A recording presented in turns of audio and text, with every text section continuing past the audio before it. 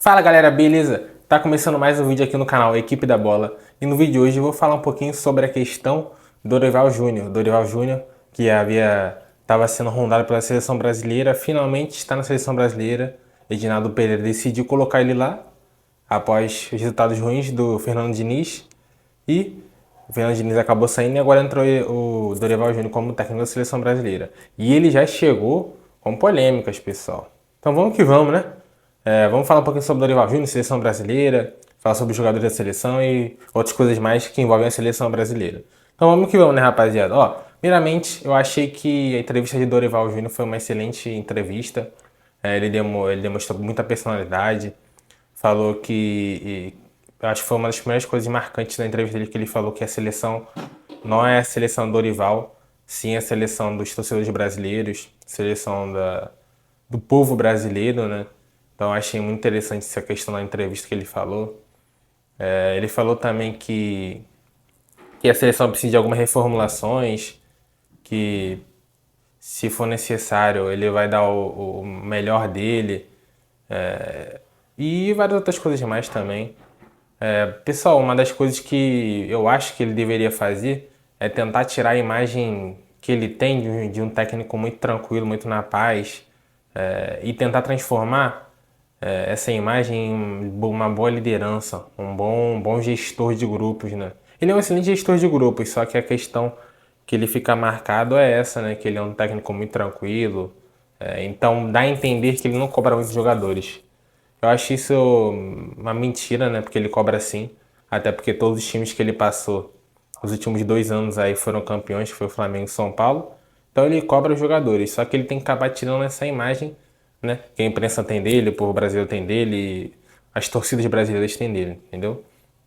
E também tem a questão da liminar, né? Da questão do Edinaldo Pereira, que o ministro da Justiça lá, o ministro Gilmar Mendes, acabou dando uma liminar e o Edinaldo Pereira vai continuar sendo presidente da seleção brasileira. Provavelmente ele vai até 2026, até a Copa, porque a justiça engatinha muito a justiça no Brasil, então demora um tempo para poder isso ir a julgamento, então provavelmente acho que talvez em 2025, mas acho que em 2026 mesmo que ele vai ser julgado. Mas acho que não vai nem mais vai ter mais sentido porque 2026 provavelmente vai ser eleição, então ele vai acabar saindo de qualquer forma. Então é muito complicado, né? A justiça brasileira é muito complicada. Pessoal, também tem a questão dos jogadores. Eu acho que não é só o Dorival Júnior que vai mudar a cara da seleção brasileira. Eu acho que os jogadores também tem que melhorar sua performance. Na seleção brasileira tem alguns ali que não rendem muito. Tem que descobrir qual é o problema, qual é o estopim do problema, né, para que isso acontecesse, né, de fato na seleção. Jogadores como Vinícius Júnior não rendem tanto igual rendem no Real Madrid, o Rodrigo também está no Real. Rafinha também, ele rende um pouco abaixo, fora outros jogadores também. E tem a questão das laterais, né? As laterais direita e esquerda tá muito complicado na seleção brasileira. O Ian Cole tá aí na seleção. Ele fez. Ele até que jogou bem, né? Razoavelmente bem. Mas o Brasil ainda tá com muitos problemas na questão da lateral direita. A esquerda talvez dê ali o Renan Lodge, ou Caio, tem o Caio Ribeiro, se eu não me engano. Caio Henrique, desculpa, Caio Henrique. Mas mesmo assim ainda tem que tentar ver algum jogador que realmente esteja jogando bem, esteja diferenciado. Às vezes, se for necessário, olhar o mundo árabe, olhar a China também. Aqui tem um lateral esquerdo lá que é brasileiro, a gente não sabe, né? Porque a China, querendo ou não é tão vista diante do mundo. A Arábia também está trazendo muitos jogadores brasileiros lá, vai que nós achamos algum jogador excelente na sua forma. Dorival Júnior, provavelmente ele vai assumir até a Copa do Mundo. Eu acho muito difícil ele não ficar até a Copa de 26, a não ser que aconteça coisas estupendas, tipo o Brasil perca os 2 jogos, aí Copa América passe nem na fase de grupos, ou sei lá, não chegue nem nas semifinais. Mas acho muito difícil o Dorival Júnior não se concretizar na seleção brasileira. Também tem o Edinaldo Pereira. O Edinaldo Pereira diz que ele vai ficar, independente pela a percepção, né, que ele nos deu é essa, que independente da situação ele vai continuar na seleção brasileira. E também, se houver eleição, o presidente que é um dos favoritos a tomar o lugar do Edinaldo diz também que vai manter ele na seleção brasileira. Provavelmente ele deve ter conversado com esse representante da CBF. Se não conversou, eu acho uma burrada, né? Porque caso aconteça uma reviravolta na CBF e o Edinaldo saia, ele pode ser prejudicado, mas acho que ele deve ter conversado sim com os representantes da CBF sobre essa questão. Dorival Júnior que deixa São Paulo na temporada de 2024. Muitos aí estavam naquela esperança. Muitos torcedores de São Paulo estavam esperando só, ele fica, ele sai, ele fica, ele sai. Acabou que ele saiu mesmo, foi para a seleção. Ele falou que era um sonho para ele, né? Na carreira dele, defender a seleção brasileira, sendo um técnico. Então, ele até disse, né, que ele não saiu do São Paulo, ele foi para a seleção brasileira. E ele atendeu o chamado, né? Porque para ele é muito importante um técnico ser na seleção brasileira, mas tem gente que não pensa isso, como o Muricy Ramalho. Não pensava nessa. Chegou até a ser chamado em 2010, mas não foi, né? Mas cada técnico é seu técnico. Cada técnico tem os seus critérios, né? Então, eu acho que a seleção brasileira vai passar por uma nova fase, né? É muito complicado falar que é uma nova fase, até porque o Tite já passou. Acho que Edinaldo Pereira fez uma burrada, porque ele já tinha que ter escolhido o técnico. Ele sabia que o Tite iria sair, sabia que o Tite ia sair em dezembro de 22. Então, mais correto ele fazer o quê? Já deveria estar procurado, sei lá, no meio do ano de 22, começar a olhar, procurar técnico para poder substituir após era Tite. E isso acabou que ele não fez, né? Ele acabou trazendo o Ramon Menezes, que era o técnico interino da base. Depois trouxe Fernando Diniz, né? Que estava no Fluminense. Ele tinha jornada dupla de trabalho, trabalhando no Fluminense na seleção brasileira. Eu acho que isso impactou minimamente para não ter dado certo na seleção. Mas eu acho que não foi só isso. Eu acho que também é muito complicado o estilo de jogo dele se adequar na seleção brasileira, como eu ia falar no vídeo anterior. Então isso complica muito. Então o Dorival Júnior vai chegar aí, né, numa sequência muito complicada. A seleção brasileira numa terra arrasada. Muita gente perdeu para o Uruguai, perdeu para a Colômbia, empatou com a Venezuela, perdeu para a Argentina no Maracanã. É complicado, né, pessoal? Muito complicado. Vai vir numa terra arrasada, mas espero que ele dê certo, né? Espero que ele traga o hexacampeonato para nós, torcedores brasileiros. A seleção brasileira tem que passar por uma reformulação. Eu acho que o Dorival Júnior deveria trazer pessoas de confiança dele, né, para poder ajudar ele a trabalhar bem na seleção, né? Preparador físico, coordenador técnico, de confiança dele. Não que a CBF fornecesse isso, mas acho que a CBF deveria ceder isso para ele, para poder ele melhorar o trabalho dele durante esse período dele, né? Então, chegou até o Felipe Luiz, ele ia trabalhar como coordenador técnico da seleção, mas acabou não aceitando a vaga. Disse ele que queria ser técnico, quer ser técnico de futebol. Quem sabe um dia ser técnico da seleção brasileira, dependendo do que ele faça durante a carreira dele. Mas, na minha humilde opinião, acho que o Dorival Júnior deveria chamar alguém de confiança para poder ajudar. E também a questão da seleção brasileira não deve ser só pesada com o técnico, porque não é só o técnico. Querendo ou não, os jogadores que jogam nos 90 minutos.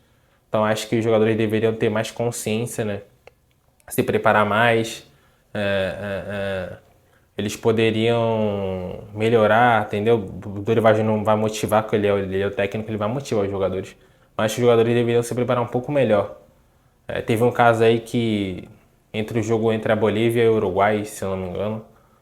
Não, foi entre a Venezuela e o Uruguai.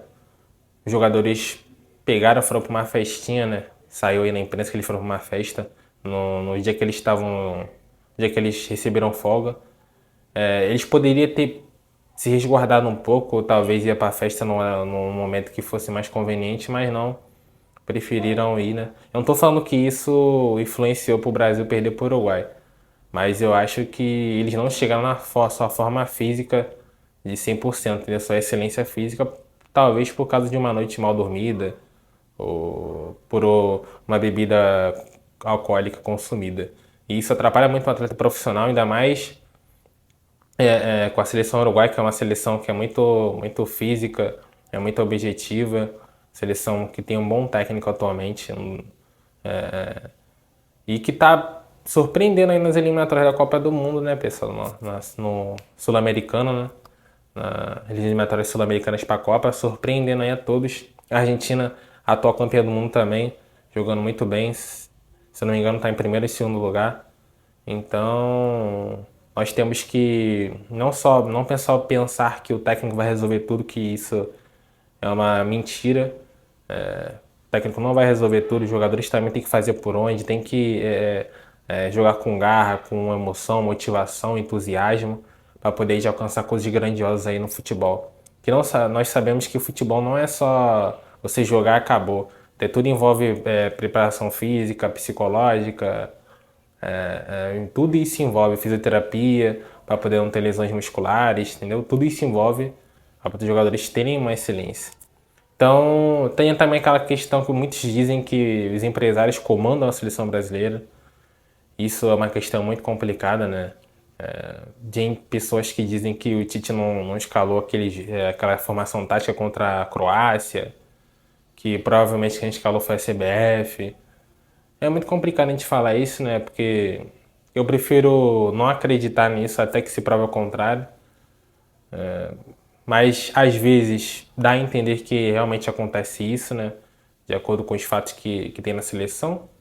Mas a gente sempre tenta ser otimista, né? Sempre olhar para frente.